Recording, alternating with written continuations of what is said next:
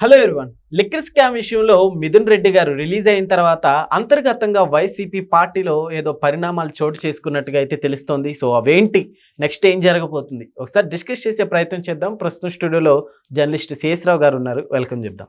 Hello sir. Hello sir, ఎలాంటి పరిణామాలు చోటు చేసుకోవచ్చు? ఇప్పుడు మిథున్ రెడ్డి బెయిల్ మీద రిలీజ్ అయ్యారు.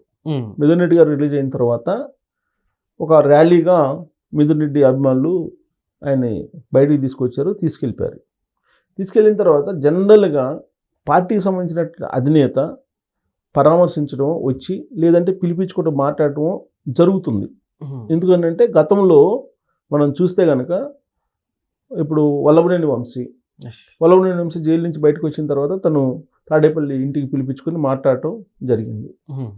అలాగే కొంతమంది జైల్లో ఉన్నప్పుడు, ఇప్పుడు వల్లభనేని వంశీ జైల్లో ఉన్నప్పుడు జైలుకి వెళ్ళి కూడా పరామర్శించాడు జగన్మోహన్ రెడ్డి. అలాగే కాకాని గోవర్ధన్ రెడ్డి నెల్లూరు జైల్లో ఉన్నప్పుడు నెల్లూరు జైలుకి వెళ్ళి పలకరించాడు. పిన్నెల్లి రామకృష్ణారెడ్డి జైల్లో ఉన్నప్పుడు పోయి జైలు దగ్గరికి వెళ్ళి పరామర్శించాడు. వైఎస్ఆర్ కాంగ్రెస్ పార్టీకి సంబంధించినటువంటి లీడర్లు ఎవరు అరెస్ట్ అయినా కానీ జైలుకి వెళ్ళి పరామర్శించడం, లేదా బెయిల్ మీద వచ్చిన తర్వాత పిలిపించుకుని మాట్లాడటం ఏదో చేస్తూ ఉన్నారు జగన్మోహన్ రెడ్డి గారు. ఓ పార్టీ అధినేతగా వాళ్ళకి చెప్పాల్సింది ఏదో చెప్తూ ఉన్నారు. అయితే మిథున్ రెడ్డి గారి విషయంలో, అలాగే చెవిరెడ్డి భాస్కర్ రెడ్డి గారి విషయంలో డిఫరెంట్గా కనిపిస్తుంది పరిస్థితులు. ఇప్పుడు చెవిరెడ్డి భాస్కర్ రెడ్డి అరెస్టు అయిన తర్వాత ఇప్పటి వరకు ఆయన జైలుకి వెళ్ళలేదు పరామర్శించడానికి. అలాగే మిథున్ రెడ్డి జైలుకి వెళ్ళిన తర్వాత వెళ్ళలేదు.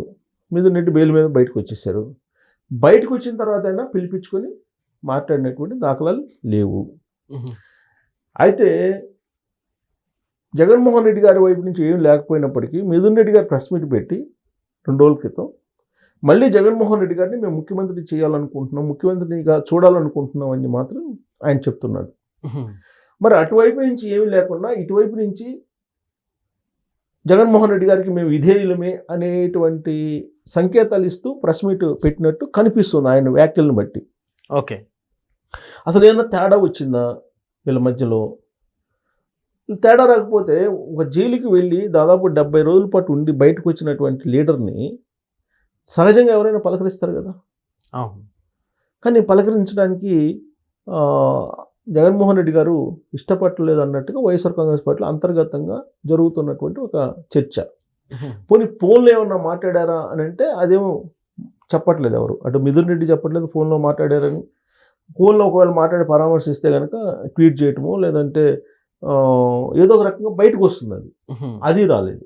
అంటే గ్యాప్ ఏదో కనిపిస్తూ ఉంది అనేది మాత్రం వైఎస్ఆర్ కాంగ్రెస్ పార్టీలో అంతర్గతంగా జరుగుతున్నటువంటి చర్చ.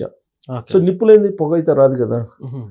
ఎందుకు ఇలాంటి పరిస్థితి నెలకొంది అనే దాని మీద ఇంకొక స్టెప్ వేసి కొంతమంది ఆ పార్టీలో వాళ్ళే మాట్లాడుకుంటున్నటువంటి అంశం ఏంటంటే, ఈ మధ్యకాలంలో జైలుకి వెళ్ళిన తర్వాత మిథున్ రెడ్డి గారు రాజకీయ పరిణామాలు మారిపోయాయి. ఈ క్రమంలో బీజేపీకి ఏదో దగ్గర అవుతున్నారు పెద్దిరెడ్డి రామచంద్రారెడ్డి అండ్ టీమ్. అంటే వాళ్ళ కుమారుడే కదా మిథున్ రెడ్డి. సో వీళ్ళు బీజేపీకి ఏదో దగ్గర అవుతున్నారు అనేటువంటి సింటమ్స్ తాడేపల్లికి అందాయి. ఆ కారణంగా వీళ్ళని దూరంగా పెడుతున్నారు ఉద్దేశపూర్వకంగానే అనేటువంటిది ఒక వర్షన్ వినిపిస్తుంది.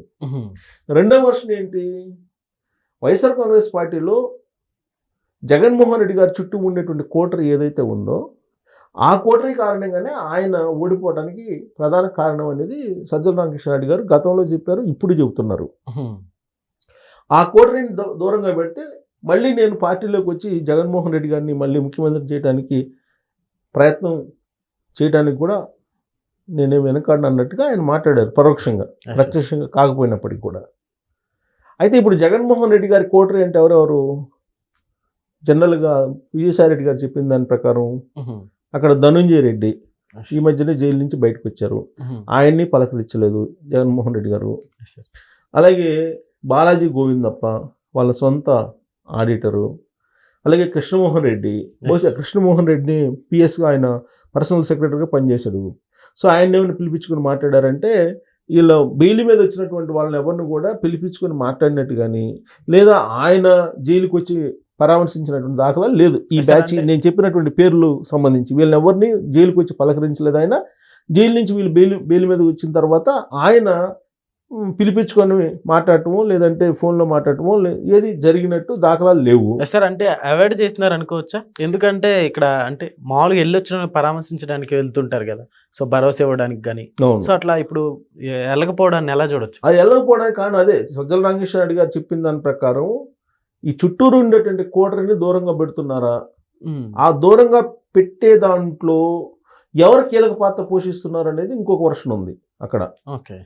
ఇప్పుడు పెద్దిరెడ్డి రామచంద్రారెడ్డి, వైవి సుబ్బారెడ్డి మనకు కనిపించింది అప్పట్లో మెయిన్ రోల్లో వీళ్ళే కదా. సజ్జల రామకృష్ణారెడ్డి, పెద్దిరెడ్డి రామచంద్రారెడ్డి, వైవి సుబ్బారెడ్డి వీళ్ళే ప్రధానంగా కనిపించేవాళ్ళు. చెవిరెడ్డి భాస్కర్ రెడ్డి ఈ టీం కనిపించేది జగన్మోహన్ రెడ్డి గారి టీం లాగా. సరే అక్కడ ఆయన క్యాంప్ ఆఫీసులోనేమో ధనంజయ రెడ్డి ఈ టీం కనిపించేవాళ్ళు. ఇప్పుడు వీళ్ళని దూరంగా పెడుతున్నారా, వీళ్ళ కారణంగానే క్యాడర్ దూరం అయిపోయింది అనేటువంటి ఉద్దేశంతో మరి అది నిజం అనుకుంటే సజ్జల రామకృష్ణారెడ్డి దగ్గరగానే ఉన్నారు కదా. సజ్జల రామకృష్ణారెడ్డి గారు అయితే జగన్మోహన్ రెడ్డి గారి దగ్గరగా ఉన్నారు. సజ్జల భార్గవ రెడ్డి అనే అతను గతంలో సోషల్ మీడియాని నిర్వహించినటువంటి అతని కారణంగా కూడా చాలా డ్యామేజ్ అయిందని చెప్పి వైఎస్ఆర్ కాంగ్రెస్ పార్టీలో వాళ్ళు చాలామంది అనుకుంటున్నటువంటి మాట. ఎందుకంటే ఆయనకు అవగాహన లేని కారణంగా జర్నలిస్టులను అరెస్ట్ చేయించారు. అప్పట్లో జర్నలిస్టులు ఏదన్నా వీడియో పెట్టదనో లేదన్నా విశ్లేషణ చేస్తానో వాళ్ళ మీద వాళ్ళకి పోలీసులను పంపించి చేసింది కూడా సజ్జల భార్గవ రెడ్డి గారి ఆదేశం మేరకు అనేది వైఎస్ఆర్ కాంగ్రెస్ పార్టీలో అప్పట్లోనే లీడర్లు అనుకునేవాళ్ళు. వీళ్ళ కారణంగానే డ్యామేజ్ అయింది పార్టీ, జగన్మోహన్ రెడ్డి గారు వల్ల కాదు, ఇవన్నీ జగన్మోహన్ రెడ్డి గారికి తెలియవు అని చెప్పేసి అనుకున్నాను. నిజంగానే ఒక ముఖ్యమంత్రి హోదాలో అన్నీ ఆయనకి తెలియవు. ఇప్పుడు నా ఇంటికి పోలీసులు పంపించమని జగన్మోహన్ రెడ్డి ఎందుకు చెప్తారు? చెప్పరు కదా. జగన్మోహన్ రెడ్డి గారు చెప్పరు కదా నేరుగా. ఆ మధ్యలో వాళ్ళు ఎవరెవరు చెప్తేనే కేసు ఫైల్ చేసి 41A నోటీస్ ఇచ్చడానికి మన ఇంటికి వచ్చారు, అరెస్ట్ చేయడానికి వచ్చారు. అది జగన్మోహన్ రెడ్డి గారికి ప్రమేయం ఉంటుంది, జగన్మోహన్ రెడ్డి గారు డైరెక్ట్గా చెప్పారని చెప్పి మనం అనుకోవడానికి లేదు. కాకపోతే అక్కడ తప్పు జరిగింది, జగన్మోహన్ రెడ్డి గారు తన చుట్టూ ఉండేటువంటి వాళ్ళని అవగాహన లేనటువంటి వాళ్ళని పెట్టుకున్నారు. వాళ్ళు ఏం చేస్తున్నారు, వాళ్ళ పర్సనల్ ఇమేజ్ కోసమో లేదంటే వాళ్ళ పర్సనల్ ఈగోస్ను సాటిస్ఫాక్షన్ చేసుకోవడానికి ఇట్లాంటివన్నీ చేసి జగన్మోహన్ రెడ్డి గారికి చెడ్డ పేరు తీసుకొచ్చారు.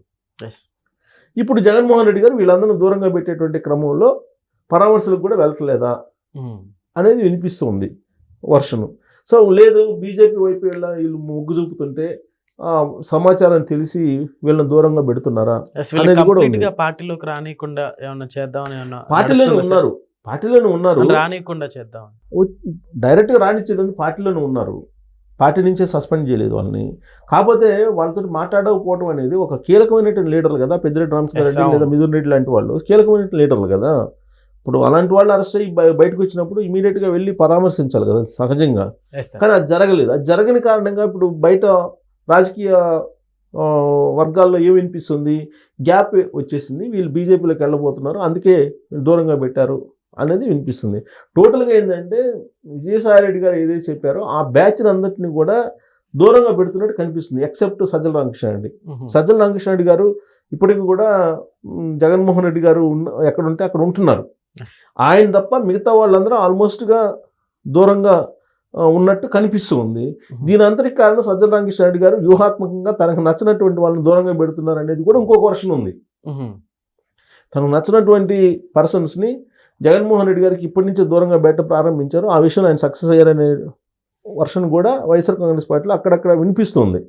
సో కారణం ఏదైనా కానీ కొంత గ్యాప్ అయితే వైఎస్ఆర్ కాంగ్రెస్ పార్టీలో ప్రత్యేకించి తాడేపల్లికను అక్కడ పొంగనూరుకి మధ్య గ్యాప్ ఉంది అని అనిపిస్తుంది. ఇంకోటి ఏంటంటే ఆ మధ్యకాలంలో జగన్మోహన్ రెడ్డి గారు ఒక సెటైర్ వేశారట వైఎస్ఆర్ కాంగ్రెస్ పార్టీ వర్గాల్లో చర్చలో ఉన్నటువంటి అంశం నేను చెప్తుంది. పెద్దిరెడ్డి రామచంద్రారెడ్డి గారు ఇన్ఛార్జిగా ఉన్నటువంటి అనంతపురం కానీ చిత్తూరు జిల్లాల్లో వాళ్ళు తప్ప మిగతా వాళ్ళు ఎవరికి వెళ్ళలేదంట. అది ఆ సీక్రెట్ ఏంటి అని చెప్పి అడిగారట పెద్దిరెడ్డిని. ఇప్పుడు పెద్దిరెడ్డి రామచంద్రారెడ్డి గారు ఆయన పెట్టినటువంటి మనుషులు కానీ ఆయన ఇంట్లో వాళ్ళు కానీ వాళ్ళు తప్ప ఎవరు గెలవలేదు, మిగతా వాళ్ళు దాని సీక్రెట్ ఏంది అని చెప్పి అడిగారట.